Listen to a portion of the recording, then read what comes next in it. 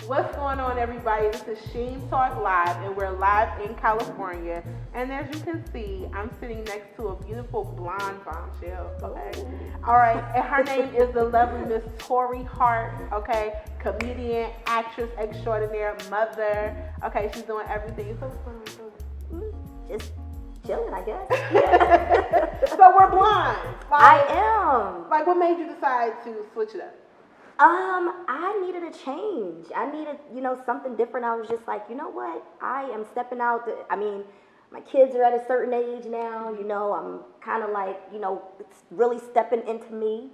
And so, I was like, they say most people when they change their lives, they cut their hair. But I was like, no, I'm feeling like I want to just do some blonde. Because I've cut my hair off before. I've had locks.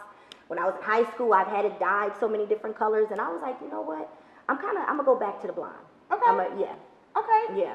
Speaking of the children, you just had a 16-year-old. Yeah. She just turned 16, got a brand new whip. What does it feel like to be a mommy of a 16-year-old young lady?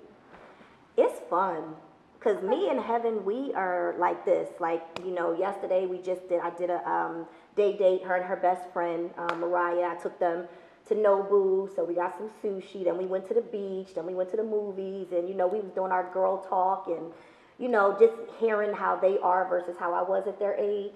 I'm very open with her. I don't hide nothing from her.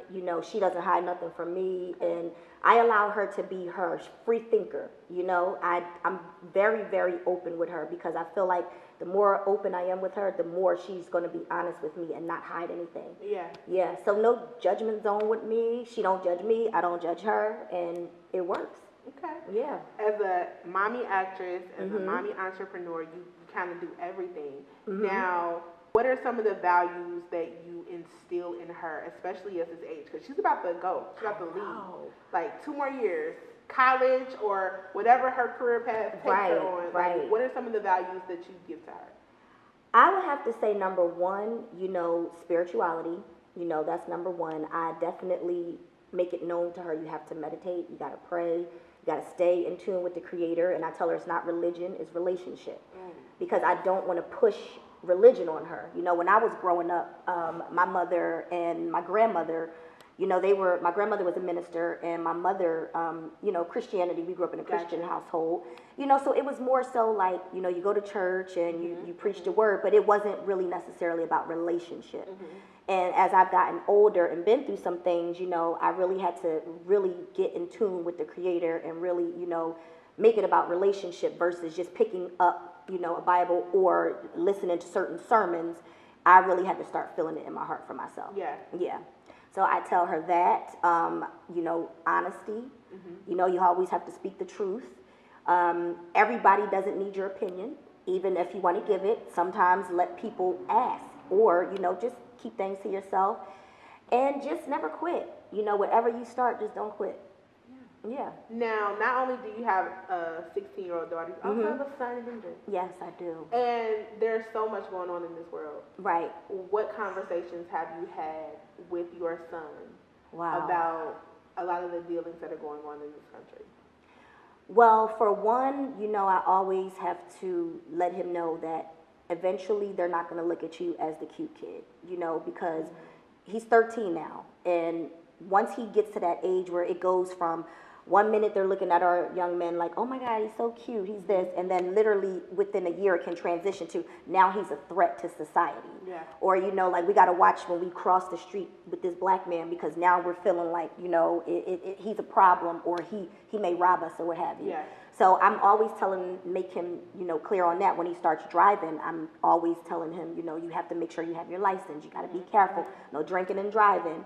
Follow the traffic laws because they'll look for reasons, to pull you over, So it sucks, but these are the types of conversations that I do have to have with my son. I have to also have conversations with him about females because, I'm like, your parents are in the limelight. You got to be careful with, the type of people that approach you, and be careful with, make sure they're with you for you and not for maybe some opportunity that you can afford them. Absolutely. Yeah. Now, in being in the limelight and being in the industry, how, a lot of people don't think about the relationships that they have with other people, and the type of people that will come into their lives. Right. So how is your discernment when it comes to that? Listen, this is why I tell them, okay? Because I done had a few mishaps, you know? Okay. And, you know, and I'm learning. And sometimes I be forgetting too. I'm just like, oh, you know, shoot, I am kind of in the spotlight, you know? Yeah. Because, you know, they're born into it. Right. You know, I moved out to LA with Kevin, and, you know, we met in arts class, community college, and we kind of built this together. And then he went off and did his thing, and now I'm doing my thing.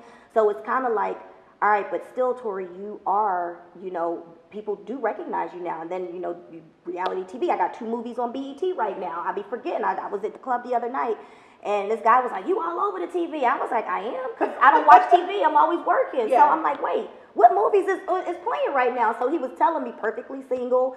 And then he said one other one. I can't remember which one he said, but Turn. He saw Turn on Amazon. And I was just like, wow, are you kidding me? Like, I did not know. So it's making me realize, like, okay, you're doing all this work, and now all the fruits of your labor that you've been doing for years, now the body of work is starting to finally get out. And so I have to be cognizant of that, because I am in the spotlight. And then I just did a video last week that went viral. It was all over the place. So now people's like, we saw your video. And so I'm like, okay, I'm really like, I have to pay more attention. Mm-hmm. Yeah. So one of the things that you mentioned is that you're coming into your own. Right. And what are you learning about yourself as you do come into your own? A lot. I'm learning that my confidence is getting much better. You know, before you know, when you go through a divorce, especially a very public one, you know, I was defeated. I was feeling down. I was just like, dag. And then, you know, seeing, you know, him move on and build another family, like, you know, that kind of, it can do something to your confidence. Mm-hmm. But now that I am, you know, fully focused on me, fully focused on my kids and my career, it's just like, I'm in such a happy place, a confident place. I've never been happier in my life. Mm-hmm. Like you know, my spiritual journey, I've done my cleanses, I've done my fast, I've done the work to get to this point. I've done therapy. You know, Iyanla Van Zant was my therapist. Yes. You know, so I was able to get therapy from one of the best. And, you know, just my work, you know, just so driven. I made that decision like, okay, listen, I don't care about anybody's opinions. Everybody's not going to like me. Oh, well, that's their bad. But I'm still pushing forward and doing everything that I've wanted to do since I was a little girl. And it's like that space now is just, I feel unstoppable. Now, one of the things that you mentioned was that you did therapy, and Black people, you know, Jesus will fix it. You know, that is faith without works is dead. That is the thing in the Black household, right? That Jesus will fix it, right? But Jesus gave therapists, and He created counselors. So tell me about therapy and how that has helped you, and how it just shouldn't have a bad stigma. I don't know why it does have a bad stigma. I mean, if you think about it, you know, you talk to your girlfriends, you talk to people who could go and tell your business, right? Which sometimes we don't want people to tell our business. Right. You know, therapists, by law, they can't tell any of your business. So for me, it's a safer place to talk to a therapist than to talk to maybe potentially, you might have a friend of me that you don't know, low-key jealous of you, you know? Or not even that, but they could just be running their mouth, not even realizing they're running their mouth. They're just, you know, they'll do this, between me and you, girl, let me tell you, she over there doing this, you know? So it's like, for me, it was a very safe place. She got me together. It was, you know, she didn't, sometimes too, with your friends, they'll like sugarcoat stuff. Yeah. There was no sugarcoating. You know, she was like, no, you know. I can't really go into detail what I was talking to her about, but it was just like, no, she made me be accountable for my actions on everything, and she really has helped me grow. So I would have to say between her, my mother, my sister, you know, these strong women in my life, and just being able to talk to them about a lot of stuff that is going on, like, definitely, I'm all for therapy. Okay. I'm all for it. I'm sorry. I'm all for it. I'm for it too. I understand. Yeah. So what's up? What else is there, Torrei? You got your mom, your author, you know, you're a musician now, you're an actress. What else? You know, I'm just a Renaissance woman. I just feel like whatever you want to do in life, life is short. You do it. You know, and honestly, with the music, you know, I talk to myself now like, you know, you waited, and I don't feel like I waited too long, but I've always loved it. I've always had a love for hip hop. I've always had a love, you know, to put lyrics down to mute, you know, to tracks, and I was just like fearful. You know, I was like scared of being judged. And I finally got to a point and I was like, you know what? I don't care what people say. I don't care what they think. I don't care because somebody's always going to have something to say.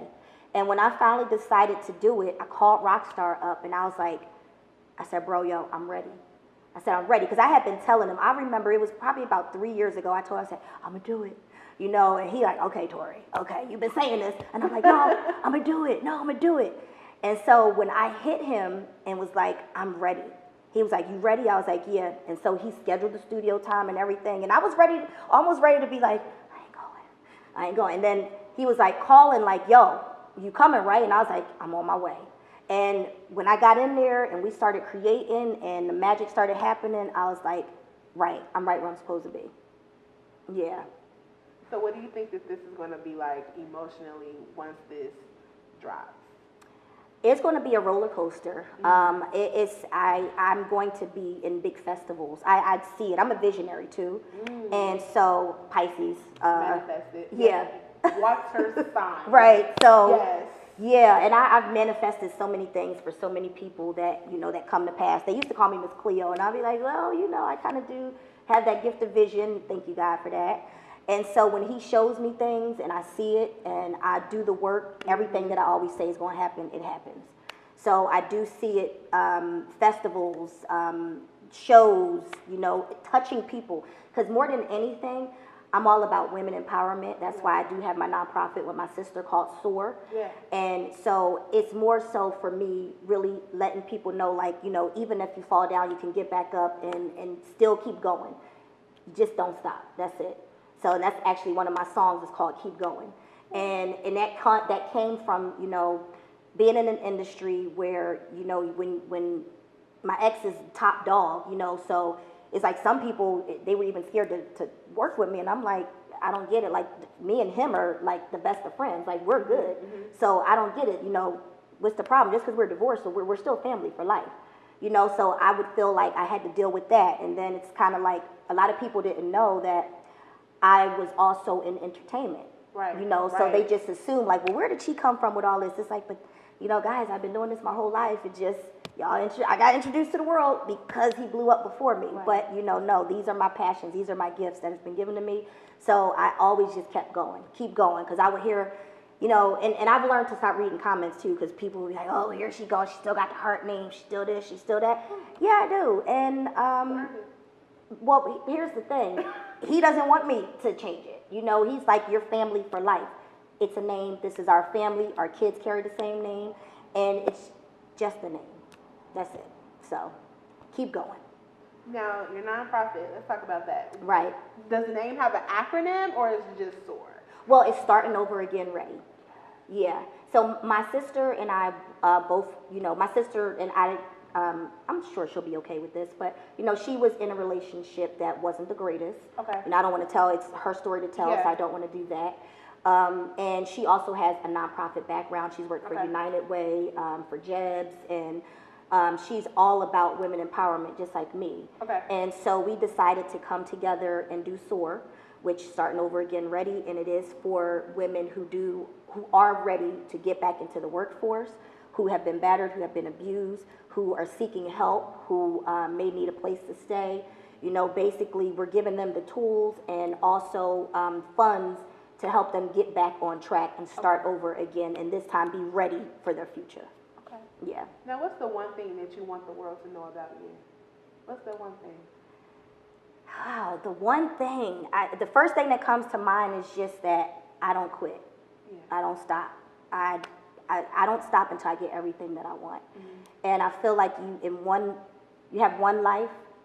Before you leave this planet, you better get everything that you want, because you don't want to have to feel like you didn't achieve your goals or didn't live a life full of fulfillment.